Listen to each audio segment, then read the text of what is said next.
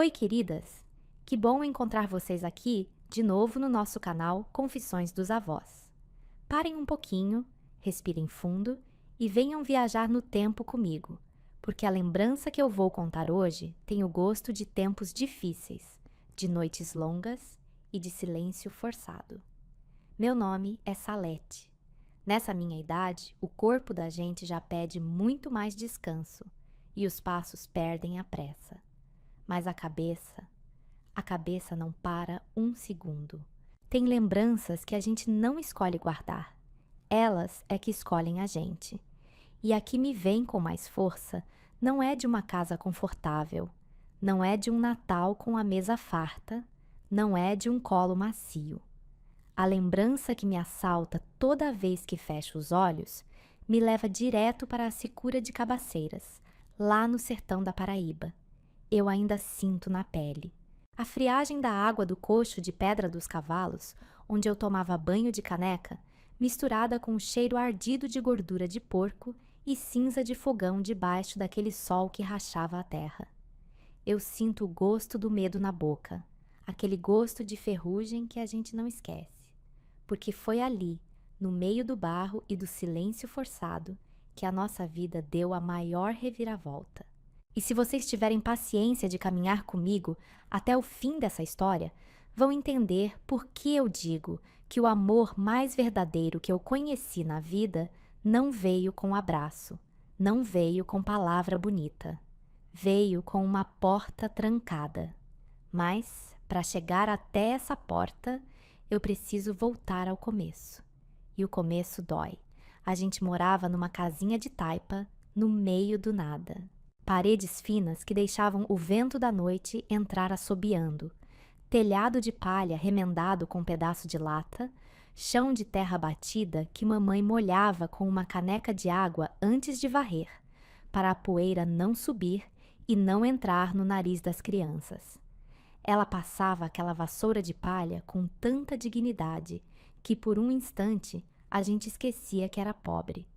A pobreza da nossa casa não era dessas que aparecem de repente, não.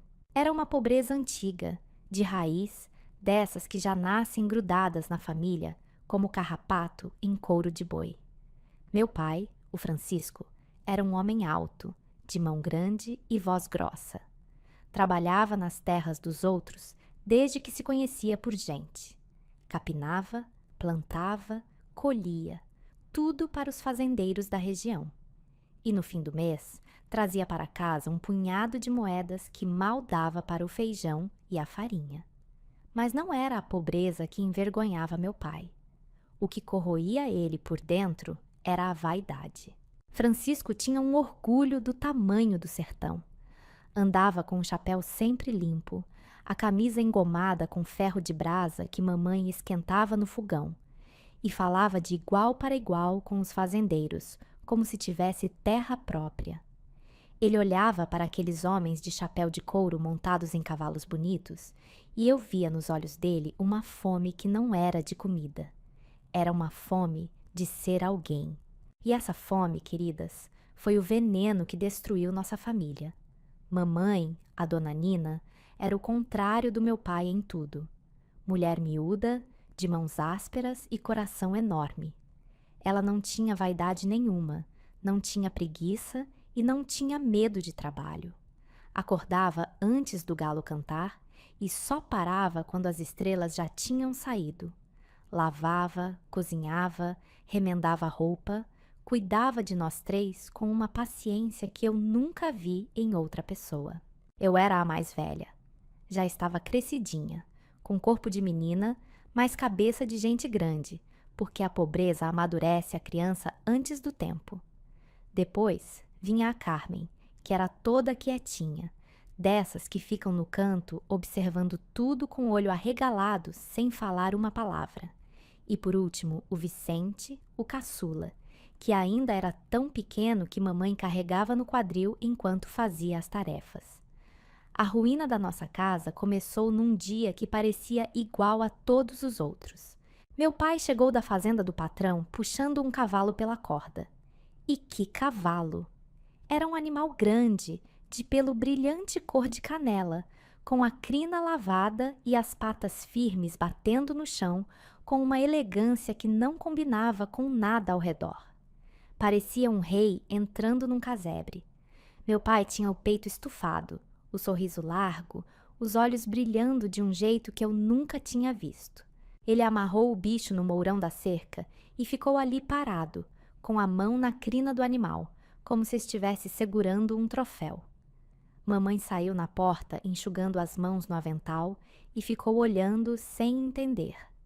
Eu estava sentada no degrau, descascando mandioca com uma faquinha velha e parei no meio do gesto. Carmen se escondeu atrás da saia da minha mãe. O Vicente dormia numa rede amarrada entre 2 paus de aroeira. Ele anunciou que o cavalo era dele, pagamento de 4 meses de serviço na fazenda. E mamãe não falou nada na hora, mas eu vi o rosto dela mudar, vi a boca apertar, vi os olhos ficarem parados naquele cavalo como quem olha para um inimigo. Porque ela entendeu na mesma hora o que eu, menina, demorei para entender. Aquele cavalo não era um presente. Era 4 meses de comida, de querosene, de remédio e de tecido para roupa que tinham virado pelo e crina. O patrão do meu pai não foi generoso. Foi esperto.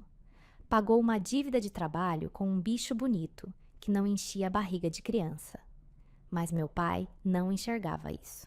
Para ele, aquele cavalo era a prova de que ele era alguém. Ele começou a tratar o animal como se fosse gente. Buscava capim verde na beira do riacho, que já estava quase seco.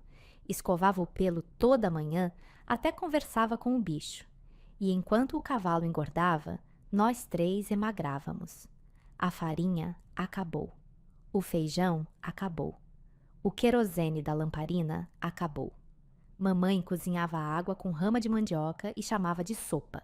De noite, quando achava que a gente estava dormindo, eu ouvia ela chorando baixinho com a boca tapada pela mão para não fazer barulho. A briga que mudou tudo aconteceu quando o calor não deu trégua nem depois do sol se pôr. Eu estava deitada no chão, na esteira de palha, fingindo dormir. Carmen respirava pesado do meu lado e o Vicente resmungava na rede. Mamãe se aproximou dele na porta. A voz dela era baixa, tremida, mas firme. Pediu que ele vendesse o cavalo, porque as crianças estavam definhando. A Carmen com os olhos fundos, o Vicente já sem força para chorar. E o silêncio que veio depois foi pior do que qualquer grito.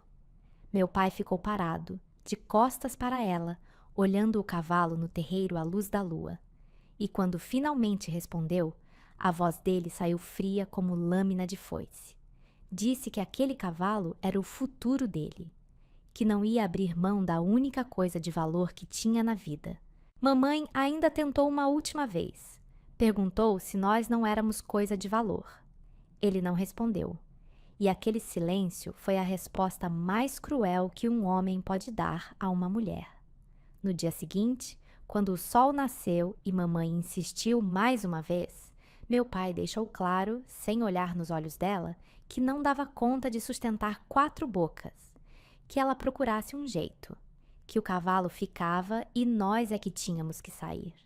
Fomos enxotados da nossa própria casa. Mamãe juntou a trouxa de roupa que coube debaixo do braço, pegou o Vicente no colo, segurou a mão da Carmen e me chamou com um gesto de cabeça. Saímos pela estrada de terra vermelha sem olhar para trás, mas mamãe, no meio do caminho, parou. Colocou o Vicente no meu colo, mandou que eu esperasse ali com meus irmãos debaixo de um pé de juazeiro e voltou. Voltou para buscar a cama das crianças, a tábua de madeira com a esteira de palha e o pedaço de lençol encardido onde a gente dormia. Porque na cabeça daquela mulher, a gente podia perder tudo, mas os filhos dela não iam dormir no relento sem ter onde encostar o corpo. Ela carregou aquela cama nas costas pela estrada, curvada como uma mula de carga, e não soltou uma lágrima sequer. Eu olhei para trás uma última vez e vi meu pai no terreiro, alisando a crina daquele cavalo como se nada tivesse acontecido. E nesse momento, com o gosto de poeira e sal na boca, eu entendi uma coisa que me acompanhou a vida inteira. A vaidade, quando entra no coração de um homem, é capaz de expulsar tudo, até o amor pelos próprios filhos. Se vocês querem saber o que aconteceu com a gente depois daquela estrada, fiquem aqui comigo, porque o pior ainda estava por vir. A estrada de Cabaceiras naquele tempo não tinha piedade de ninguém. Era um caminho de terra vermelha, cheio de pedra solta e espinho rasteiro, que cortava o sertão como uma cicatriz aberta no meio do mato. O sol já estava alto e a poeira grudava na pele molhada de suor. Mamãe ia na frente carregando a cama das crianças nas costas, com o Vicente pendurado no quadril esquerdo, equilibrando tudo com uma força que eu não sei de onde vinha. A Carmen andava agarrada na barra da saia dela, tropeçando nos próprios pés, e eu ia atrás carregando a trouxa de roupa, com o coração batendo tão forte que eu sentia o pulso na garganta. Ninguém falava nada. O único som era o arrastar dos nossos pés na terra e o chiado das cigarras no mato seco. De vez em quando, o Vicente resmungava de sede e mamãe molhava o dedo na própria boca e passava nos lábios dele para enganar. Eu via aquilo e apertava os dentes para não chorar, porque mamãe não estava chorando, e eu achava que se eu chorasse, ia ser peso demais para ela carregar junto com tudo aquilo. A casa do meu avô materno ficava a uma boa distância, num pedaço de terra que tinha sido da família da mamãe desde o tempo dos bisavós. Era uma propriedade pequena, mas digna. Uma casa de alvenaria com varanda na frente, um terreiro grande, um curral com alguns animais e uma roça de subsistência que dava o sustento básico. Comparado com a nossa casinha de taipa, era quase um palácio. Mas o que morava dentro daquelas paredes era mais duro que qualquer seca. Meu avô, o seu Firmino, era um homem que tinha sido forte a vida inteira. Trabalhador bruto, de poucas palavras e mão pesada. Mas uma doença tinha levado a visão dele já fazia uns bons anos, e a cegueira, em vez de amolecer aquele homem, endureceu ele ainda mais. Seu Firmino perdeu os olhos, mas ganhou uma audição de bicho do mato.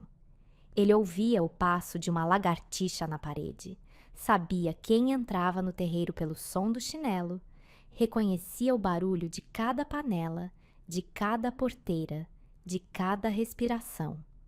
A casa inteira vivia na ponta dos pés por causa dele.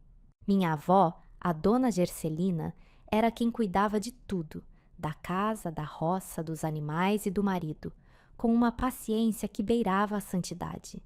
Mulher baixinha, de cabelo branco preso num coque apertado, sempre de avental e sempre com cheiro de erva doce, porque ela tinha o costume de mastigar um raminho depois do almoço. O problema, queridas, é que seu Firmino nunca tinha perdoado mamãe por ter casado com meu pai. Na cabeça dele, o Francisco era um preguiçoso, um sonhador sem terra e sem futuro, e a filha dele tinha jogado a vida fora ao escolher um homem daqueles. Quando mamãe casou, ele disse que ela estava morta para ele. E manteve a palavra.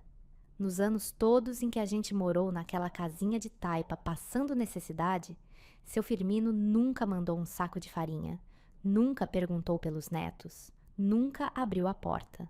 Por isso, quando mamãe parou na frente daquela casa com 3 crianças famintas e uma cama nas costas, ela sabia que não ia encontrar braços abertos. Mas não tinha outro lugar no mundo para ir.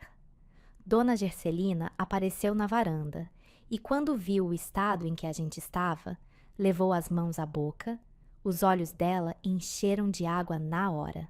Mamãe não precisou explicar nada. A trouxa de roupa, as crianças magras e a cama nas costas contavam a história inteira.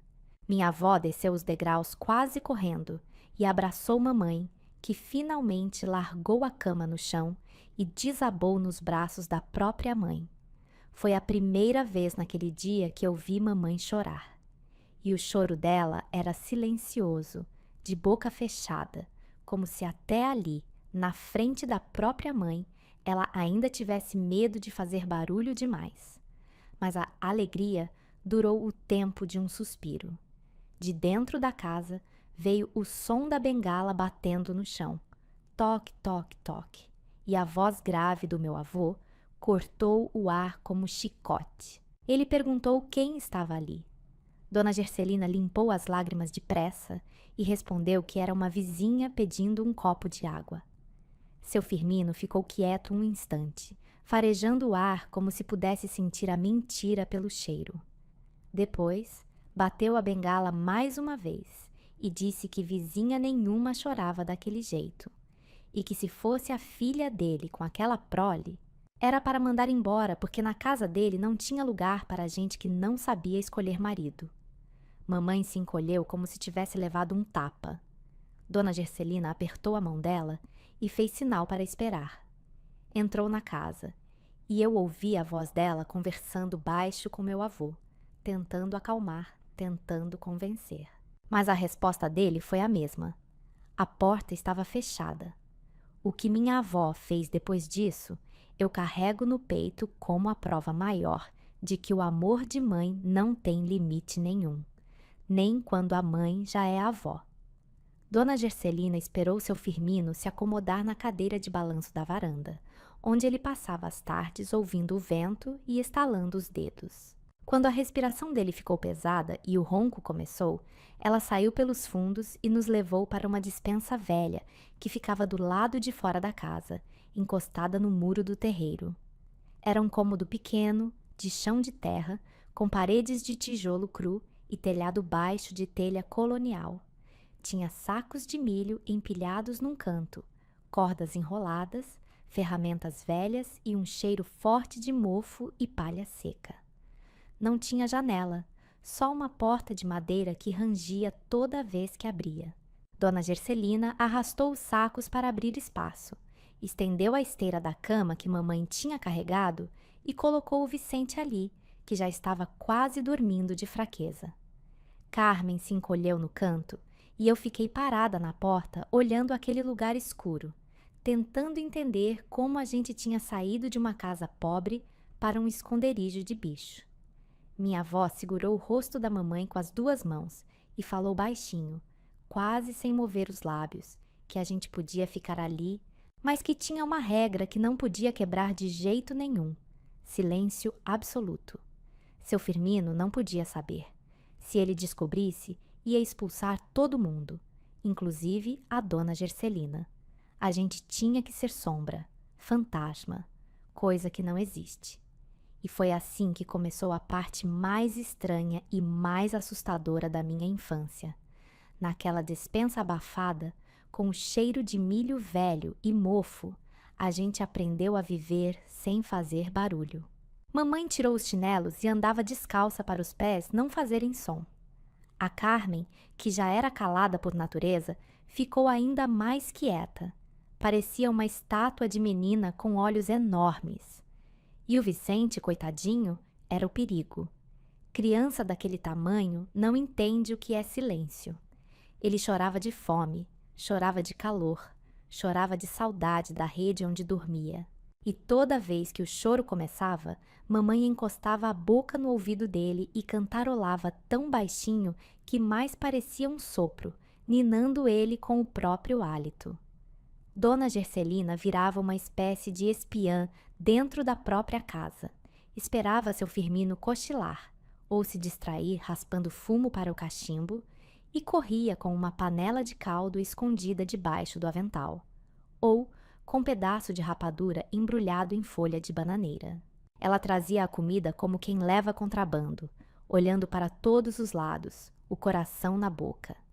E a gente comia em silêncio, mastigando devagar para os dentes não fazerem barulho contra a colher de pau. O banho era o momento de maior perigo. A gente esperava a hora em que seu Firmino estava mais longe, sentado na varanda da frente. Aí mamãe nos levava de um em um até o coxo de pedra dos cavalos, que ficava no fundo do terreiro, e a gente se lavava com caneca, rápido, tremendo de frio mesmo no calor, porque a água daquele coxo era gelada como água de gruta. Eu ainda lembro o contraste. a pele queimando de sol e a água cortando como navalha. E o medo constante de que o barulho de uma caneca batendo na pedra fosse denunciar a gente. Eu olhava para a mamãe naqueles dias e via uma mulher que estava sendo triturada por dentro, mas que não deixava um único pedaço de dor escapar para fora. Ela lavava a roupa de madrugada antes do sol nascer, esfregando no tanque com cuidado para não bater a peça na pedra. Pendurava no arame atrás da despensa onde seu Firmino não passava. E a cada dia que passava sem sermos descobertos, eu via nos olhos dela uma mistura de alívio e de vergonha que me cortava o peito. Porque viver escondido na casa do próprio pai é uma humilhação que marca a alma de um jeito que o tempo não apaga. E eu, menina, deitada naquela esteira de palha no chão da despensa, ouvindo a respiração dos meus irmãos e os grilos cantando do lado de fora, pensava uma coisa que me envergonha até hoje. Eu tinha raiva do meu pai, tinha pena da minha mãe, mas o que eu mais sentia era medo. Medo daquele velho cego que eu mal conhecia. Medo do som da bengala dele batendo no chão. Medo de que a qualquer momento ele abrisse a porta da despensa e mandasse a gente de volta para a minha estrada, para o nada, para lugar nenhum. E foi vivendo nesse medo, queridas, que eu descobri que o silêncio pode ser mais pesado que qualquer grito. Os dias naquela despensa se arrastavam como lesma em folha molhada. A gente perdeu a noção do tempo porque não tinha relógio, não tinha calendário, não tinha nada que marcasse a passagem das horas além do sol que entrava por uma fresta entre as telhas e ia caminhando pelo chão de terra até sumir na parede do fundo. Quando o risco de luz aparecia num canto, era manhã. Quando sumia, era hora de dormir. A vida da gente tinha se resumido a isso: um risco de sol e o medo de respirar alto demais. Mamãe quase não dormia. Eu acordava no meio da noite e via ela sentada na esteira com as costas encostadas na parede, os olhos abertos no escuro, ouvindo cada barulho do lado de fora. Ela ficava ali, imóvel, como uma coruja velha vigiando o ninho. Se um galho estalava, ela prendia a respiração. Se um cachorro latia no terreiro, ela se levantava devagarinho e encostava o ouvido na porta. Eu achava que mamãe tinha virado bicho também, como os animais do mato que dormem com um olho aberto porque sabem que o perigo nunca descansa. O Vicente era o problema maior.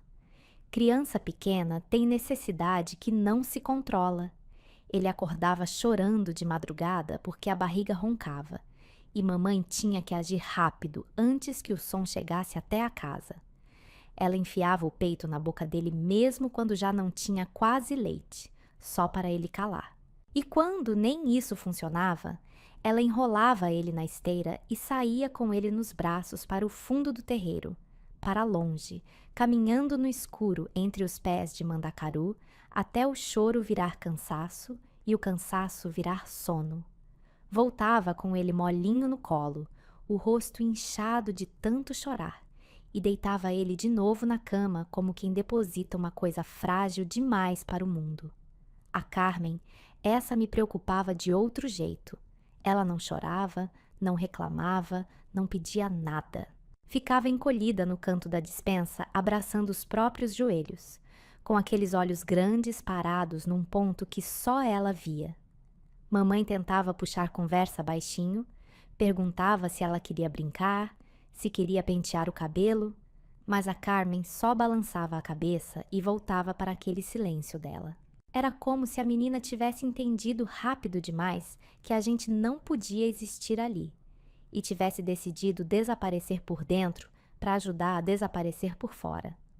Dona Gercelina continuava com a rotina de contrabandear comida. Todo dia, no horário em que seu Firmino sentava na cadeira de balanço da varanda para ouvir o programa de rádio que tocava forró e notícia do sertão, ela aparecia na despensa com alguma coisa embrulhada no pano de prato. Às vezes era um prato de feijão com farinha. Às vezes era um pedaço de carne seca desfiada. Às vezes era só um punhado de rapadura com farinha que ela amassava com as mãos, para fazer uma bola que a gente podia comer sem colher e sem barulho. Ela entrava depressa, deixava a comida, passava a mão no rosto da mamãe e saía sem falar uma palavra. E mamãe dividia tudo em pedaços iguais. Primeiro para o Vicente, depois para a Carmen, depois para mim. Ela comia por último, e muitas vezes eu percebia que o pedaço dela era menor que o dos outros, quando tinha pedaço. Mas comida não era o suficiente. Mamãe sabia que aquela situação tinha prazo de validade. A gente não podia viver como bicho escondido para sempre. Uma hora o Vicente ia crescer e o choro ia ficar mais forte. Uma hora a Carmen ia adoecer de tanto ficar trancada naquele cômodo sem ventilação. Uma hora seu Firmino ia descobrir tudo, e aí seria o fim, não só para nós, mas para a dona Gercelina também, que estava arriscando o próprio casamento para proteger a filha e os netos. Foi numa dessas noites de vigília que mamãe tomou a decisão que mudou o rumo da nossa história. Dona Gercelina tinha vindo mais tarde que de costume, quando seu Firmino já estava dormindo pesado no quarto. Trouxe um prato de angu com um pedaço de abóbora cozida e sentou no chão da despensa ao lado da mamãe. As duas ficaram um tempo sem falar, só ouvindo a respiração das crianças dormindo. E então, mamãe contou o plano dela. A ideia era fazer sabão de cinza para vender. Mamãe sabia a receita desde menina. Tinha aprendido com a própria dona Gercelina, que aprendeu com a mãe dela, que aprendeu com a mãe da mãe dela. Era uma receita antiga, do tempo em que não existia sabão de fábrica no sertão e as mulheres faziam tudo em casa. Juntava a cinza do fogão, misturava com gordura de porco e água, fervia no tacho de ferro até virar uma pasta grossa, que depois endurecia e se transformava em barras de sabão. Era um trabalho pesado, demorado, que ardia nos olhos e queimava a pele das mãos. Mas o resultado era um sabão forte que limpava qualquer coisa: roupa, panela, chão, couro de animal. O plano era simples na teoria e arriscado na prática. Mamãe e dona Gercelina fariam um sabão juntas, nos momentos em que seu Firmino estivesse dormindo ou distraído. Usariam o terreiro dos fundos, perto do curral, onde o cheiro dos animais podia disfarçar o cheiro forte do sebo fervendo. Depois, mamãe levaria as barras para vender na beira da estrada, nos sítios vizinhos, nas feiras quando tivesse. Com o dinheiro, juntaria aos poucos o suficiente para alugar um cantinho qualquer. Um quarto, um casebre, qualquer coisa com porta e teto onde a gente pudesse viver sem ter que pedir licença para respirar. Dona Gercelina ouviu calada, esfregando as mãos uma na outra como fazia quando estava nervosa. Eu vi nos olhos dela o medo lutando contra a vontade de ajudar. Porque se seu Firmino descobrisse que ela estava escondendo a filha e ainda por cima usando os recursos da casa para fabricar sabão, a consequência seria terrível. Aquele homem, mesmo cego, ainda era dono daquele teto e daquela terra. Mas minha avó olhou para a Carmen dormindo encolhida no canto, olhou para o Vicente agarrado ao peito seco da mamãe, olhou para mim fingindo que dormia, mas com os olhos entreabertos espiando tudo, e fez que sim com a cabeça. Um gesto pequeno, quase invisível, mas que carregava o peso de uma coragem enorme. No dia seguinte, antes do sol esquentar, a operação começou. Dona Gercelina juntou a cinza do fogão que ela tinha guardado num balde de lata atrás da cozinha. Mamãe pegou o tacho de ferro velho que ficava encostado no muro do curral, cheio de ferrugem e teia de aranha. Limpou com palha de milho, carregou até o terreiro dos fundos e improvisou um fogão de pedra com 3 tijolos e lenha seca. A gordura veio de um pedaço de toucinho que Dona Gercelina tinha separado do porco que eles tinham matado na semana anterior, escondendo a parte da mamãe debaixo de um pano no fundo do armário da cozinha. Eu fiquei de sentinela. Mamãe me colocou numa posição onde eu podia ver a varanda da frente e o terreiro ao mesmo tempo. Minha tarefa era vigiar os movimentos de seu Firmino. Se ele se levantasse da cadeira, se ele pegasse a bengala, se ele virasse o rosto na direção dos fundos, eu tinha que correr e avisar. E eu fiquei ali, o coração disparado, os olhos indo e voltando entre a varanda e o tacho, sentindo o peso de uma responsabilidade grande demais para uma menina daquele tamanho.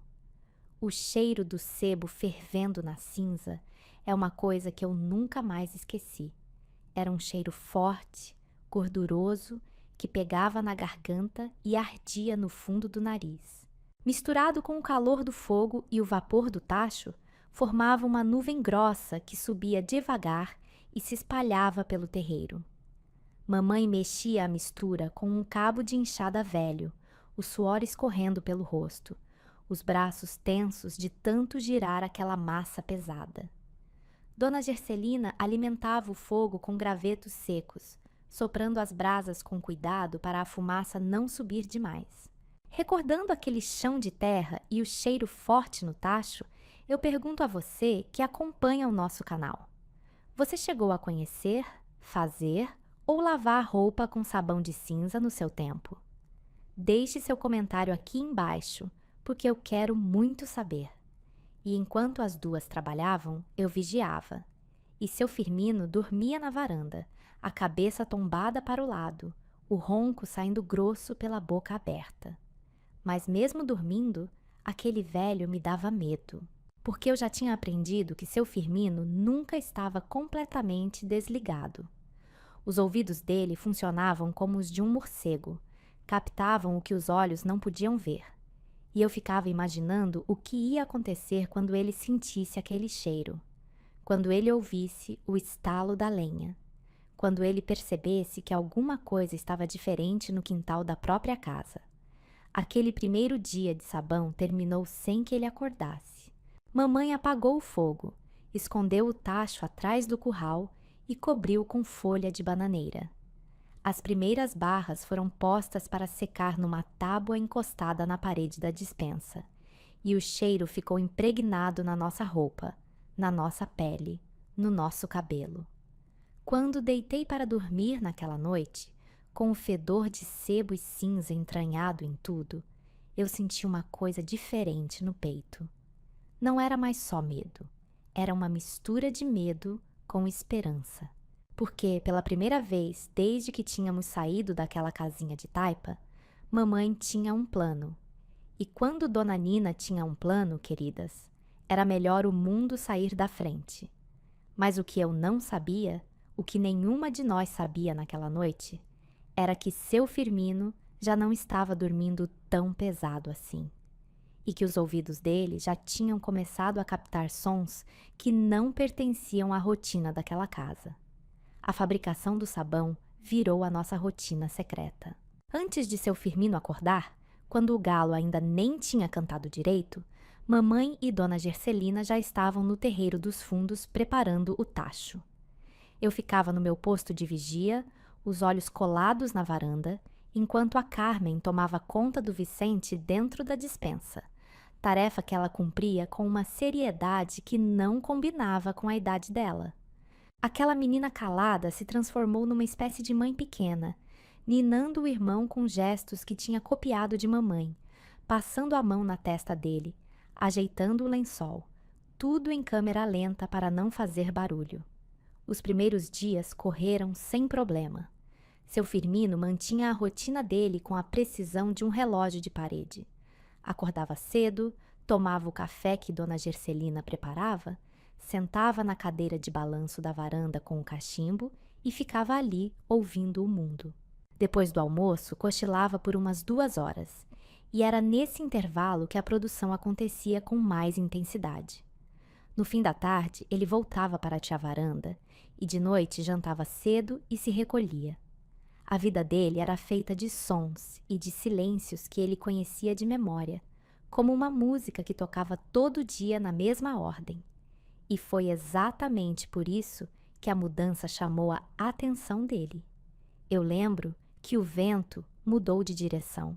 Normalmente o ar soprava do leste, levando o cheiro do terreiro dos fundos para o mato. Mas dessa vez o vento virou e trouxe o cheiro de gordura fervendo direto para a varanda. Eu vi o momento exato em que seu Firmino levantou o queixo e fungou o ar como um cachorro farejando rastro. O corpo dele ficou tenso na cadeira. Os dedos pararam de mexer no cachimbo. Ele ficou assim uns bons segundos, a cabeça virada na direção dos fundos, o nariz trabalhando no ar como se estivesse lendo uma mensagem que só ele podia decifrar. Eu gelei. Larguei tudo e corri na ponta dos pés até o terreiro dos fundos, onde mamãe estava mexendo o tacho. Fiz sinal desesperado com as mãos, apontando para a varanda. Mamãe entendeu na hora.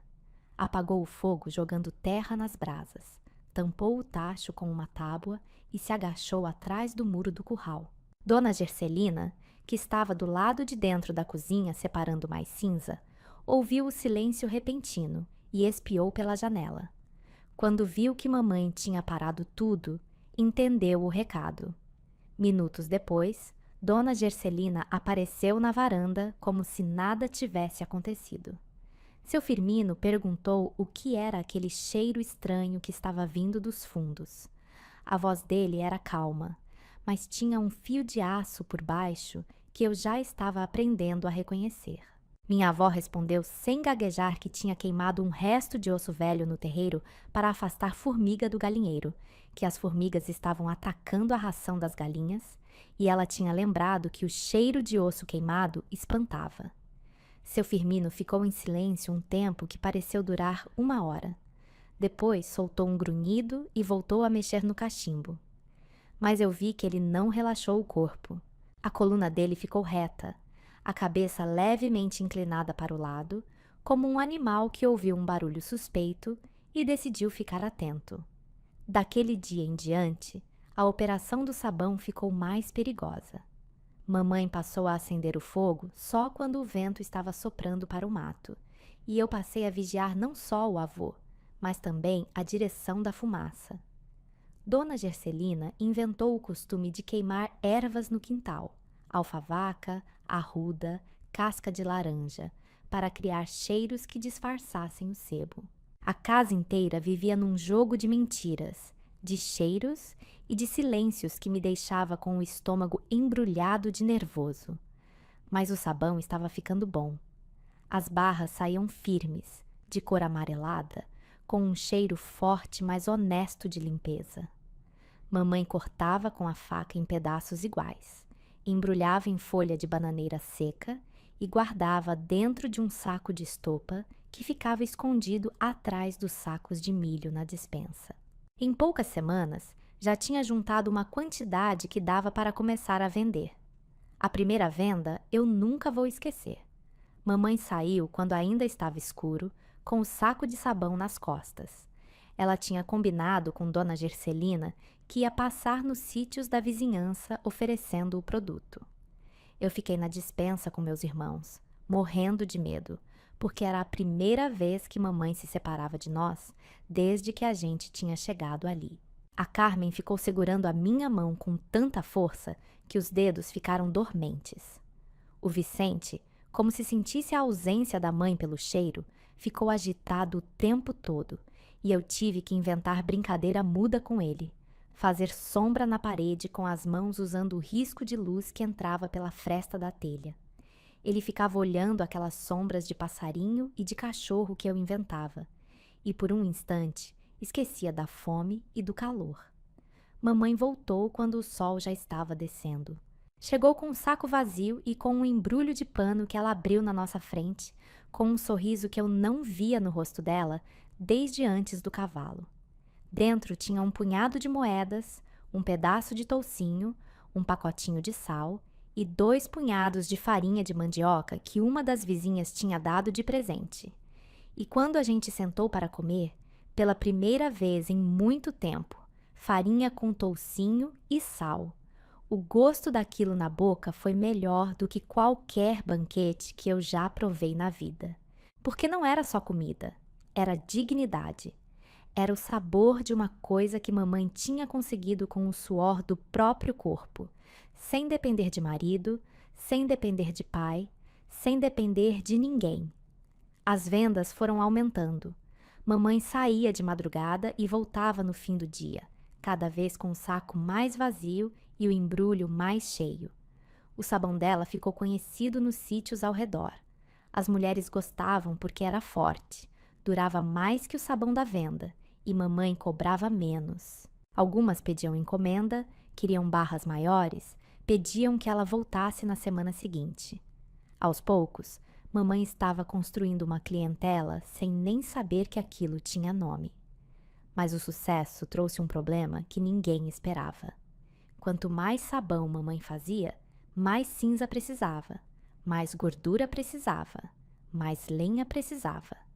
E Dona Gercelina estava tendo cada vez mais dificuldade de desviar esses materiais sem que seu Firmino percebesse. O toucinho que sumia da despensa, a cinza que acabava rápido demais, a lenha que era consumida em dobro, tudo isso eram pistas que iam se acumulando na cabeça daquele velho que enxergava pelo ouvido e pelo nariz melhor do que muita gente enxerga com os 2 olhos abertos. E seu Firmino foi mudando. Aos poucos, de um jeito que eu fui percebendo como uma sombra que cresce sem a gente notar. Ele começou a fazer perguntas estranhas para a Dona Gercelina. Perguntava por que o fogão estava gastando tanta lenha. Perguntava por que a despensa estava cheirando diferente. Perguntava quem estava andando no terreiro dos fundos de madrugada, porque ele tinha ouvido passos que não eram dela. Minha avó respondia com a calma de sempre, inventava explicações, atribuía os barulhos a animais, ao vento, a galhos caindo. Mas eu via que as respostas dela estavam ficando cada vez mais finas, como uma corda esticada demais que a qualquer momento podia estalar. Eu já estava quase dormindo na despensa quando ouvi a voz de seu Firmino na varanda. Ele estava sentado sozinho no escuro. Eu sabia porque não tinha o barulho da cadeira de balanço, só o silêncio dele que era diferente do silêncio da noite. E de repente ele falou, alto o suficiente para quem estivesse por perto ouvir. Não falou para ninguém em particular, falou para o ar, para o quintal, para o escuro. Disse que quem estava mentindo na casa dele achava que ele era burro, mas que cego não é surdo e muito menos tolo. Disse que sentia cheiro de gente onde devia ter só cheiro de bicho, e que o dia que ele descobrisse a verdade ia ser o dia mais triste daquela casa. Meu coração batia tão forte que eu achava que ele podia ouvir do outro lado do terreiro. Mamãe, deitada do meu lado, apertou a minha mão no escuro. A mão dela estava gelada e tremia, e naquele aperto, sem palavras, eu entendi o tamanho do perigo em que a gente estava. Não era mais só questão de ser descoberta, era questão de tempo. Naquela noite, eu entendi que o tempo estava acabando e que a verdade estava prestes a bater na nossa porta. Mas o que aconteceu depois, vocês vão descobrir na parte 2. Um grande abraço e espero vocês amanhã. Deixe um comentário se vocês querem a parte 2.